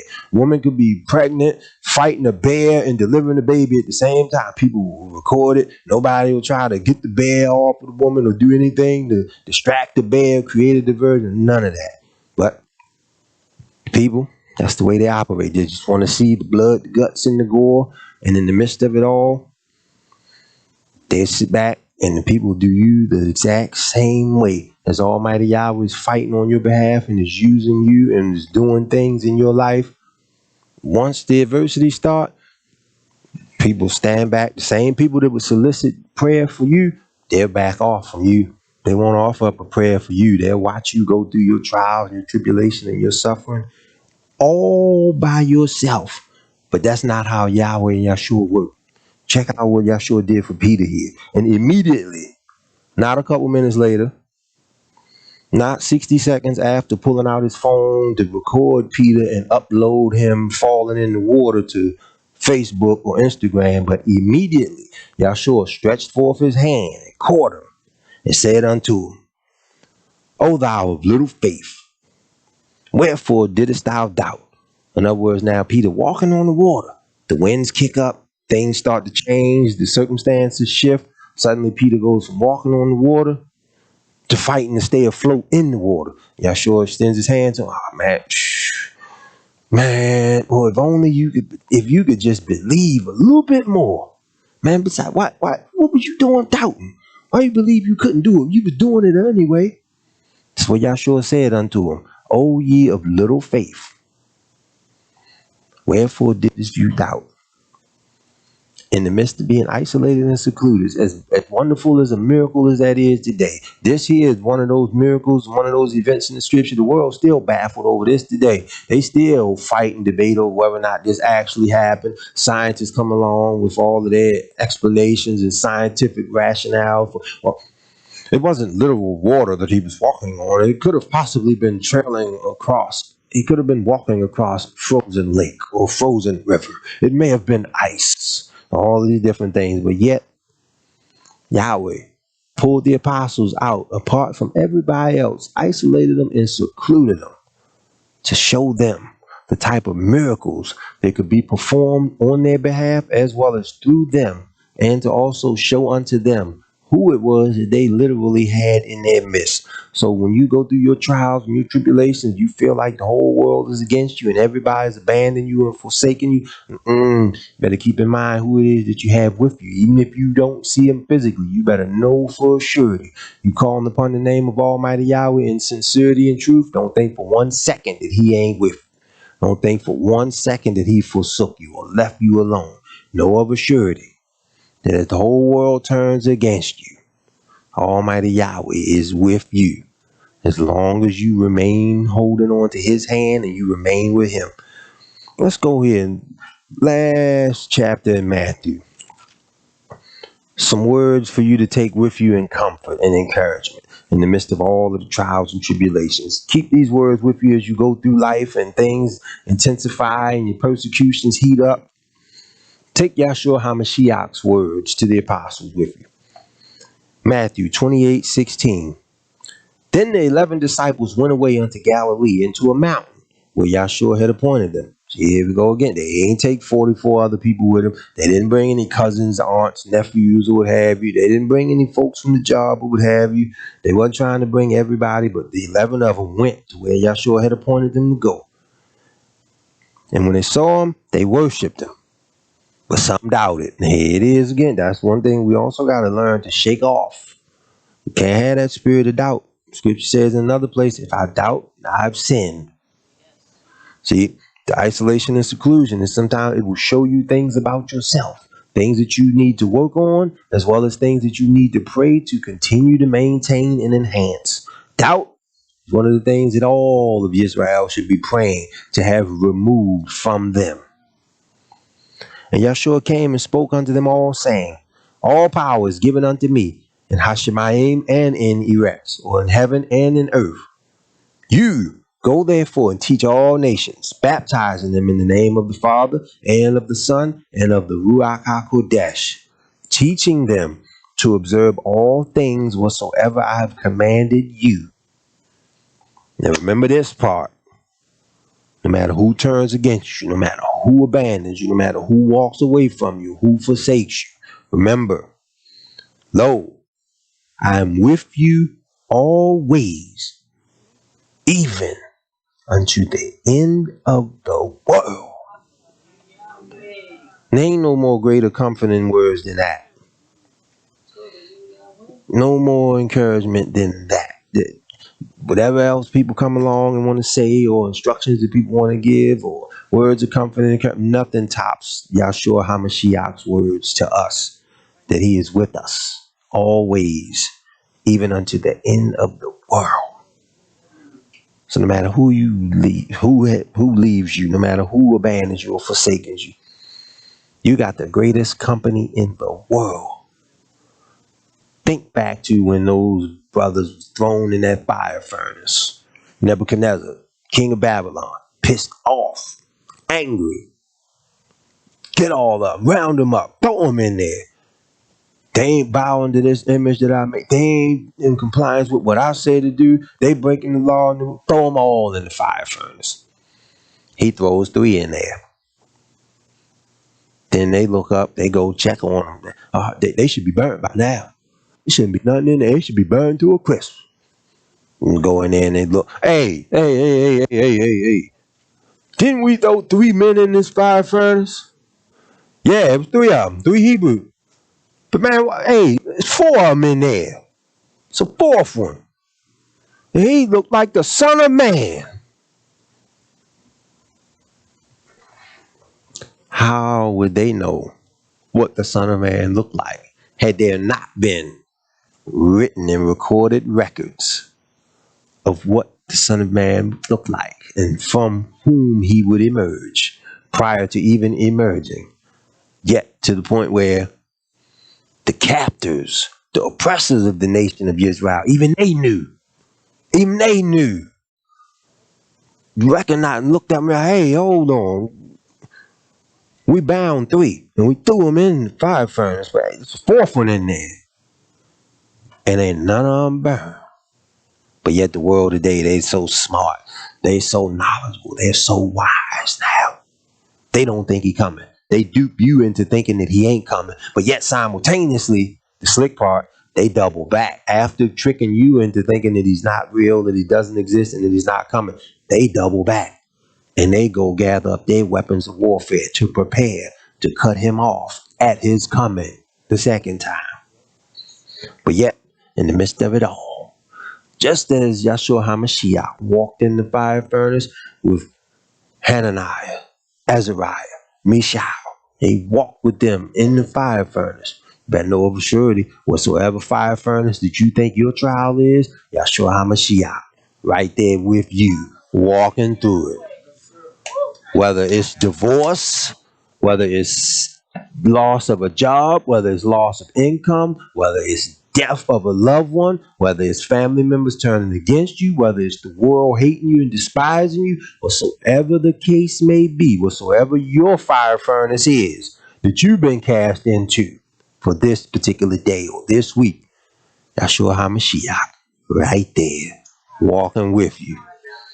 Dear family, you take that with you, you tuck that under your hats, and you never forget that Yahshua HaMashiach is with you and will be with you always. Shabbat Shalom, dear family. Look forward to seeing you all tomorrow.